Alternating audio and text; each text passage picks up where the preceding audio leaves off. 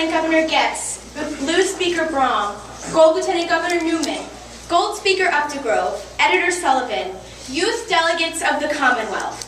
It is my pleasure to welcome you to the 2015 Model Weekend. Returning delegates, welcome back to Pennsylvania's capital city of Harrisburg, and I hope this Model Weekend is, as if not more, enriching than past years. First-year delegates, thank you for taking the leap into unknown territory by joining the program, and I'm truly excited for you to experience what this weekend has in store.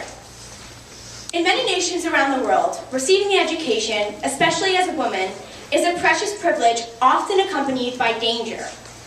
On October 9, 2012, 15-year-old Malala Yousafzai was on her way home on a school bus in northwest Pakistan when two gunmen boarded the bus. "Which one of you is Malala? Speak up, otherwise I will shoot you all," the gunmen shouted at the bus of Pakistani students. After being identified, Malala was shot 3 times, one bullet hitting the left side of her head and traveling down towards her neck. Malala had deliberately defied Taliban rule by attending a school run by her father, an anti-Taliban activist, after the Taliban had banned women from attending school. Through a BBC blog and a speech in Peshawar, Malala had sparked an international movement advocating for the right to education for all children. Despite the Taliban's death threats to her at age 14, she continued to advocate for her beliefs, leading to the October shooting. Fortunately, Malala recovered and became the youngest recipient of the Nobel Peace Prize. In an address to the UN on her 16th birthday in 2013, Malala tells an audience of youth delegates, "Dear friends, on the 9th of October, 2012, the Taliban shot me on the left side of my forehead. They shot my friends too. They thought that the bullets would silence us, but they failed. And out of that silence came thousands of voices. The terrorists thought they could change my aims and stop my ambitions, but nothing changed in my life except this. Weakness, fear, and hopelessness died. Strength, fervor, and courage were born." Malala's activism is honorable and inspiring as fellow youth advocates for change. Despite the opinions of others and the impending threats explicitly directed towards her by one of the most ruthless terror groups in the world, Malala was determined to stand up against injustice. She need not belong to a group of people or hide behind the opinions of others, but instead chose to stand out in the pursuit of her passions. This decision to make opinions be heard is vital to making a difference in the world and to a thriving democracy.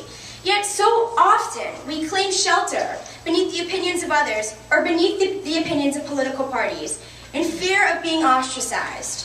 Passions and beliefs become muffled or even muted simply in a quest for belonging and acceptance from others. So why do we act this way? Nathan DeWall, a psychologist at the University of Kentucky, suggests that belonging to a group of people may have helped our ancestors survive in harsh environments. Therefore, over time, it has become human nature to feel safe and protected, buried in a group of people. Delegates, I challenge you to defy human nature this weekend. Shed the protection of belonging to a group by speaking your mind and standing up for your fundamental beliefs and opinions. In the words of Henry David Thoreau, public opinion is a tyrant, but I challenge you to take control and let your opinions be known. Do not sit idly as legislation that you believe is severely flawed or unjust gets passed. Cling to your beliefs despite the opinions of others. Take the unpopular stance and fear not what your fellow delegates may think.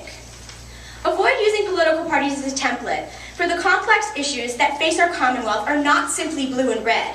With gridlock infecting both the state and federal governments, we must remember that our nation was built upon democratic compromise, not stratified political parties. As you consider legislation, formulate an opinion or argument that is independent of the political party you believe yourself to belong to. After all, Model is the ideal environment for your ideas to flourish. Learn and absorb as much as you can about the issues that face our Commonwealth today, and figure out what makes you tick.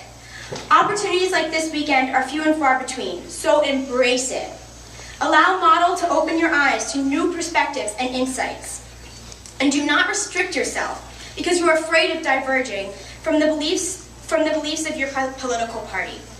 The consequences are minimal, but the benefits are incalculable. Use this weekend to refine your beliefs, passions, and skills, but also take a second to enjoy yourself and the people surrounding you. I truly believe that the future leaders of this world are sitting here among us tonight, learning, teaching, and developing. Use each other to achieve growth as we all travel on our path of advocacy and develop relationships that will provide you much enjoyment and support down the road. This weekend, in the spirit of Malala, let weakness, fear, and hopelessness die, and allow strength, fervor, and courage to be born. Thank you.